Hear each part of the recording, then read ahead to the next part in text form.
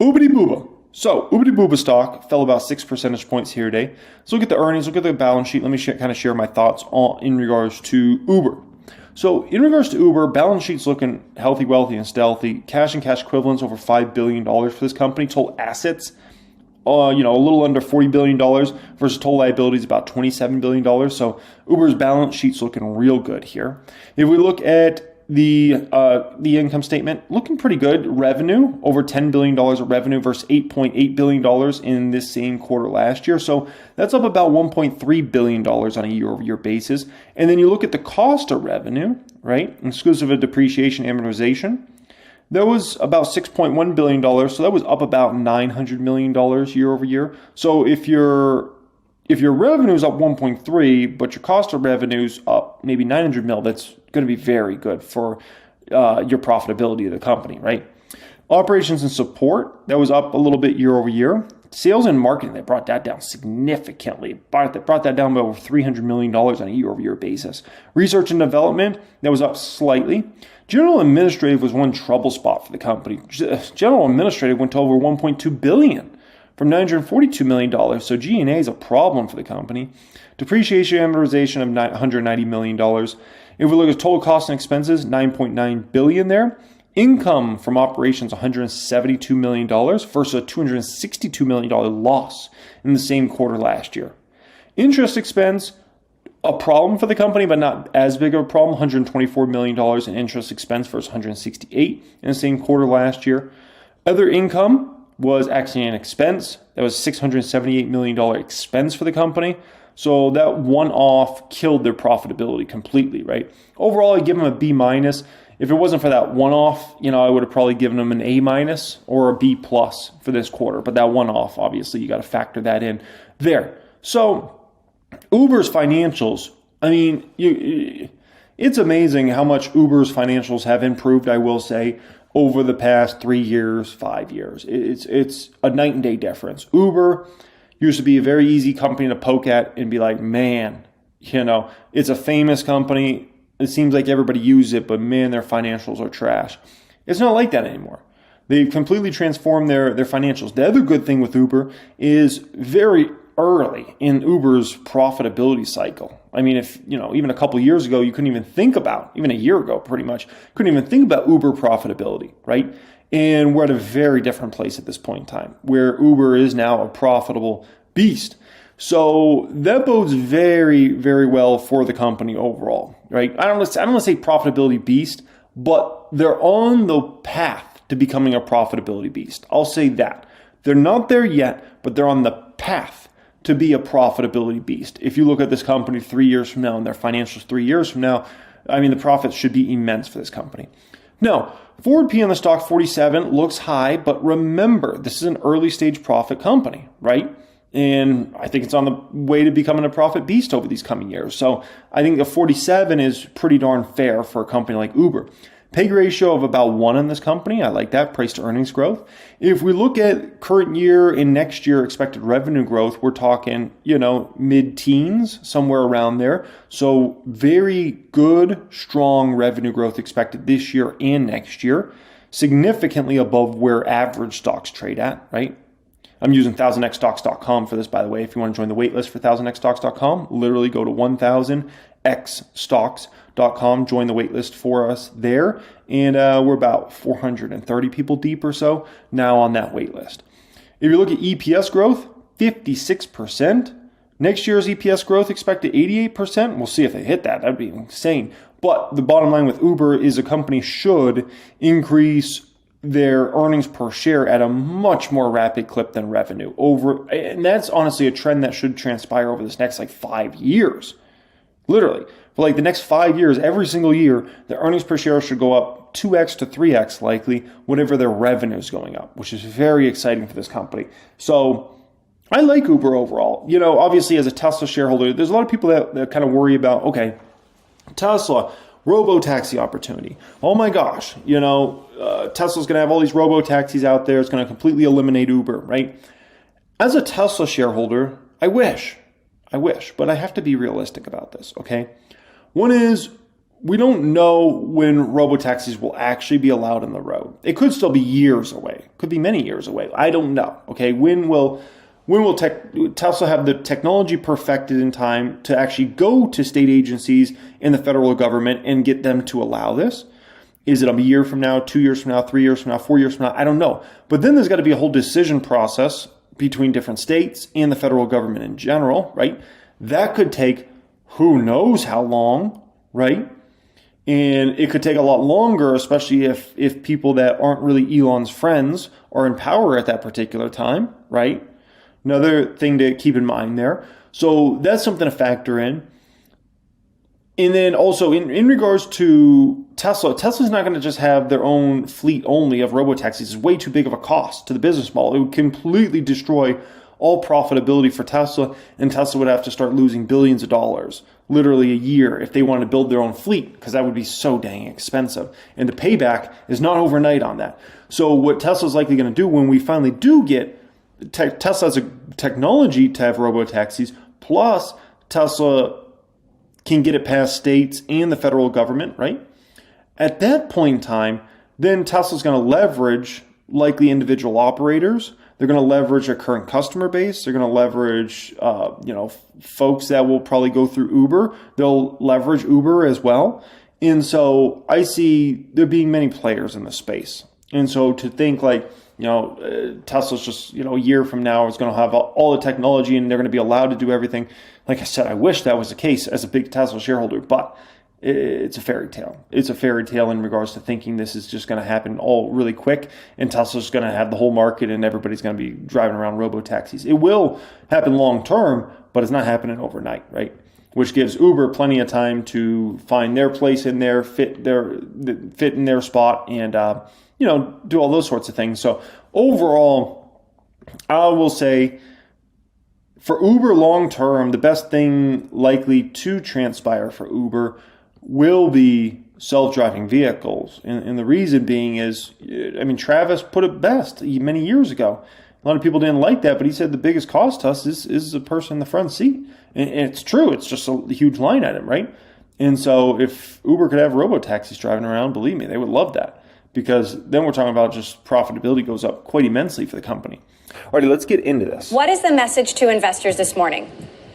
Well, I think the message to investors is that we continue to deliver on consistently strong top line growth and then outsized profitability growth. You saw trips for us increase 21% on a year-on-year basis. We're at a run rate of more than 10 billion trips on an annual basis, which is pretty incredible. Gross bookings grew 21% as well on a constant currency basis. Our EBITDA came in at $1.4 billion, up 82%. And that also translated into free cash flow. So free cash flow of $1.4 billion, $4.2 billion over the past 12 months. We did swing to a loss, but the significant factor behind that loss was actually the value of our equity stakes. Some of them have been marked down, and markets go up and markets go down. We can't control that. What we can control is, are we building a big business, mobility and delivery business on a global basis? Are there more customers coming to us? Our audience grew 15%, frequency grew 6%. So I think as long as we continue to deliver on our service, on the promise of mobility everywhere, delivery of food and grocery, et cetera, we'll be more than fine. GAAP operating profit. Okay, so before we go further here, there is one thing I think is kind of actually benefiting Uber in a pretty significant way that I don't think anybody is really necessarily seeing or talking about. And this one thing that is benefiting them substantially, in my personal opinion, is the price of vehicles, along with the price of insurance, along with the price of gas. Holy smokes, right? I mean, if you're somebody that doesn't have to drive that far, right, and maybe you don't drive that often, honestly, Uber is way more economically feasible for you than having a car plus insurance plus gas, because after all that, I mean, it depends on what type of car you have, but it's easily $500 to $1,000, right? Between what your car payment is, what your gas bill is, plus insurance has gone up so much in regards to cars. So a lot of people just look at it and they're like, I'll just Uber ride around, and I'll probably spend half that, right? And once again, it depends on how much you drive and those sorts of things. But shoot, man, it actually can, especially if you live in an area that's kind of a bigger city, but let's say a lot of things are close. Like, if you got to drive 30 minutes away, that might be a different situation. But if your workplace is 5 minutes away from home, Uber might actually make sense. Dropped by, in part due to what you described as regulatory reserve changes and settlement. What are some of the headwinds that you're seeing and monitoring? Well, I think some of these settlements are for issues that have occurred in the past. And what we're trying to do now is operate in a way that takes into account all of our stakeholders, our riders, our drivers, our eaters, as well as regulators. And what we're trying to do is kind of try to clean up some of these past liabilities and move forward in doing the right thing for everybody. I spoke with you and Instacart CEO Fiji Simo yesterday, and obviously your new partnership is a bigger deal now that I know that it's not just exclusive to Instacart. Can you talk about some of the other partnerships and services that you could potentially plug in to Uber Eats, like I'm thinking Netflix or YouTube or TikTok? Well, we're really focused right now on making this work on Instacart, and this all started from are building essentially with our Uber app, kind of a super app of sorts. You can come to Uber and you can order food off of the Eats tab on Uber.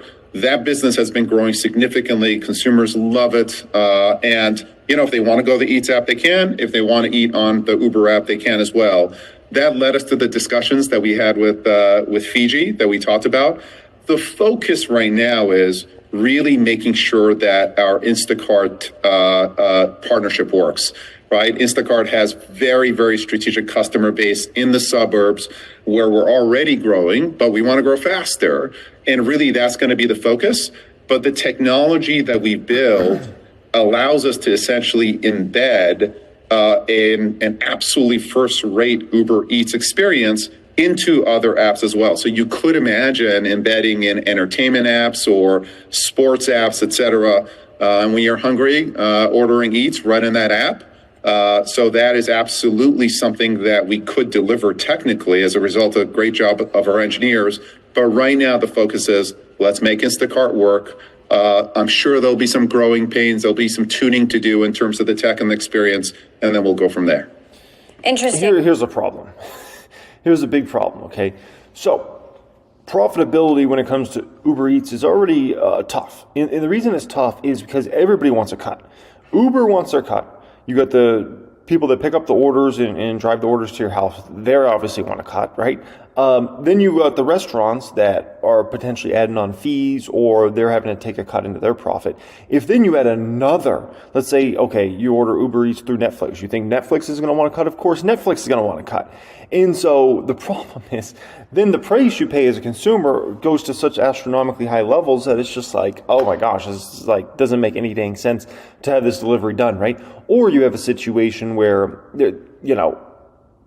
Uber Eats ends up getting screwed in the situation, right? And so, I mean, it sounds great in theory, but when you really break it down, everybody wants their cut. And after all these cuts are taken, it's brutal. The price has gotten a lot more expensive. There's this Tesla Robotaxi news out of China, and obviously your story with autonomous vehicles has been a little up and down. Will we ever see Tesla Robotaxis on order on Uber? Well, we would certainly welcome it. Our view as it relates to autonomous is this is a technology that holds great promise, both in terms of expanding our marketplace, lowering prices, making transportation available safely to more and more people. It's taken much, much longer than anyone imagined. We don't operate in China, so to the extent that Tesla operates a robotaxi fleet in China, that's not something that we would engage in.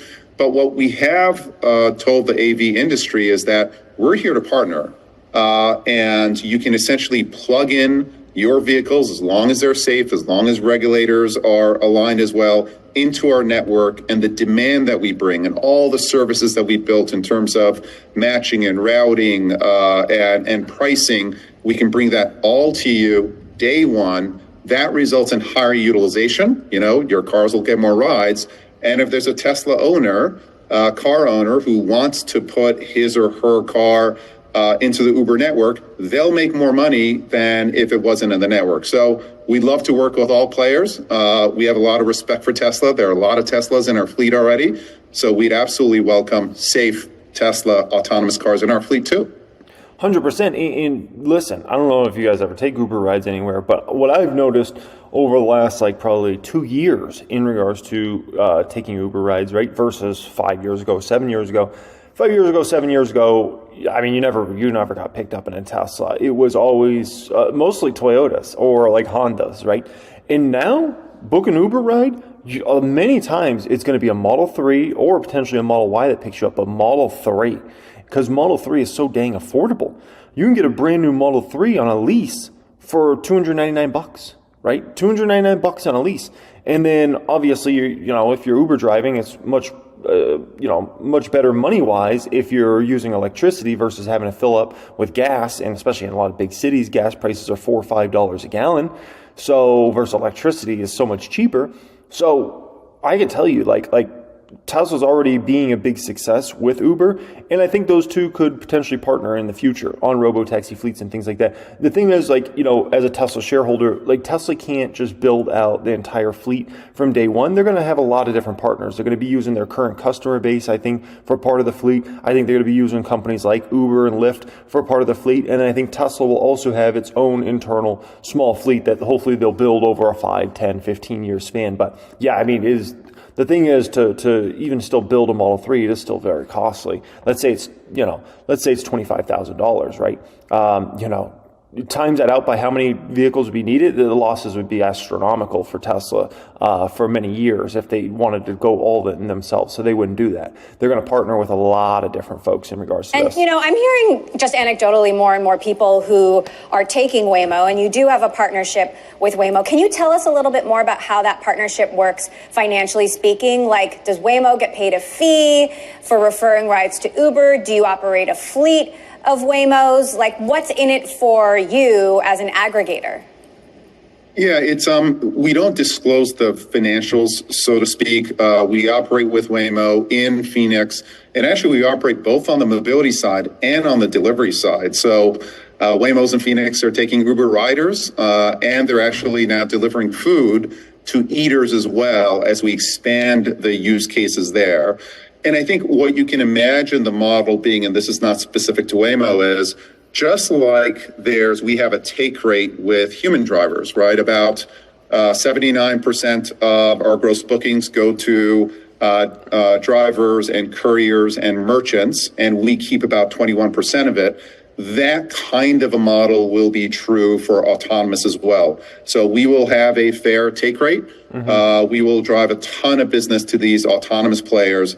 And again, what we're already seeing with some of our partners is higher utilization, more business for the driver, so to speak, whether that driver is a human or ultimately a robot. Uber is such a bellwether for what's going on in the global economy. Inflation has stalled at a rate that some folks feel is too high. What's your read on the broader economy, and especially in an election year? Yeah, Emily, I'd say so far so good. We read all the news that you do, and we talk to many, many partners out there. We're not taking price, so to speak, or we want to take as little price as we can. Our transactions grew 21%. Our gross bookings grew 21%. We want to grow based on expanding our audience and increasing frequency. And when we look at our customer base, you look at the volumes, 21% growth this quarter. Next quarter, the midpoint of our guidance, it's between 20 and 21% growth as well. So we see very consistent growth. We don't see consumers trading down. We don't see eaters trading down at this point. We do see a lot of strength in terms of our Uber for business, so to speak. Corporations are getting back to work. We see a lot of strength during workday, commute, et cetera. People are going back to the office, maybe a little more slowly than we'd like, but people are definitely going back to the office. So at this point, we don't see signs of consumer weakness. There are some merchant partners who we talk to who are focused more on lower value or cheaper products, et cetera. They may be feeling it, but at this point, Uber volumes remain healthy, and kind of the nature of that volume remains healthy as well. So two folks you never want to ask how the economy's doing, right? One is growth companies, because a growth company, like an Uber, for instance, right? Like they're growing and they're growing and they're growing and they grow pretty much no matter what. And so for them, it's just, and especially because they're kind of also a play on get back to work and all the things that are the trends of the last couple of years here. I think they're a tough one. The other folks you don't want to ask if the economy is good or not is companies that are in decline, because of course they're going to say, yeah, man, things are tough out there, things are bad, right? You kind of got to look for those like middle companies to really get some justification. Really, you can't even ask them. Look at their numbers, right? Look at UPS, look at FedEx, look at the real operators, and then start to make judgments about, is the economy good, bad, okay, decent, then you can make judgments. But yeah, if you're a growth CEO of a growth company, like things should always seem pretty dang good for you. Like things would have to be astronomically bad for you to feel bad if you're running a growth company. Just last quick question. I have to ask you about Uber Teen. I'm a mom. You're a dad. Obviously this could be game changing for working parents. How big a business can this be? And why should I trust my kid with you? Well, we think it can be a very large business, and it's turning out to be a very large business as well. And the reason is, Uber has, we think, industry-leading safety characteristics that really no one else has. So with Teen, first of all, you as a parent have to invite your teen. When we offer Uber Teen as a service to only the best-rated drivers, there's a pin to make sure that your teen is getting into the right Uber. You can track the Uber as a parent. I track my kids as well. It's a great experience. Make sure they're picked up okay. Make sure they're dropped off okay. And you can reach out to the driver directly as well. So all of these safety features put together, I think, will help put parents' mind at ease. It's been one of our most beloved launches out there. And right now, we're just looking to expand it into more markets because the demand is absolutely there. Yeah, so that product has, and then we'll get into if Uber's a buy or not. That product does have, I will say, wait, what is this? Google employees question execs over decline in morale? Interesting. That product has huge potential as a parent as well, right? Man, your kids' activities, it's like you got to drive them here, drive them there. It's a lot always going on, right? And so I'll say this is even bigger when the Robotaxi fleet is out there, whether it's Tesla or, combo of many companies and things like that, is, because that's any parent out there that knows, the kid's schedule and they got to go to this place and they got to go to that place. And especially the more kids you have, you got 3 kids, 4 kids, 5 kids. It's a full-time job nearly, to keep up with all the extracurricular activities and things like that, right? To just take them to practices. We're not talking games, we're just talking practice. And so like AI said, practice. And so no doubt, that has huge potential. The amount of parents that will be using that will be a very, very high. I think the adoption rate will be even higher for when robotaxis are out there and that opportunity's out there. Because, some people probably feel a little bit weird about just a stranger picking them up, even if they're a highly rated stranger, right? People probably feel more comfortable, I would say, with a robot driving them around. That's my thought on that, okay? Now, Uber, here's what I like about Uber, right? One is this company is actually very still early in the profit cycle. Uber has been a very famous company for, I would say, probably almost 10 years now, right? But in terms of their profitability, this is still something that has happened very recently, very recently. So in regards to how much profit could be made here with this company, they got a long way to go with the profitability story. And they also have a long way to go with the revenue story. If we look at some of kind of the expectations here, 1000xstocks.com, if you want to join the wait list for 1000xstocks.com, you can. We got about 425 people or so on the wait list right now for 1000xstocks.com. So if you look at revenue growth, 16%, expected around this year, maybe 17%-ish, somewhere around there next year, right? So we can let's call it a high teen grower type company, right, on the revenue line. And we'll see where those numbers shake out, right? those are just kind of like expectations. If you look at EPS growth, expected to have extremely strong EPS growth. The thing I really like is the EPS growth should outpace the revenue growth quite substantially over the coming years. And once again, when you're one of those early stage profit companies, usually over the next 5-7 years, your earnings per share is going to grow much more rapidly than your revenue. So if your revenue is up 10%, your EPS might be up 20, 30, 40%. It's a huge substantial difference for those sorts of companies. So overall, I actually like Uber here. Do I like it better in the 50s? Sure. But even in the 60s, I actually like Uber. The company's transformed in the better in a lot of ways. And so, yeah, I don't know, man. Is it a stock I could buy? Maybe. But the problem is there's a lot of opportunities in this market right now.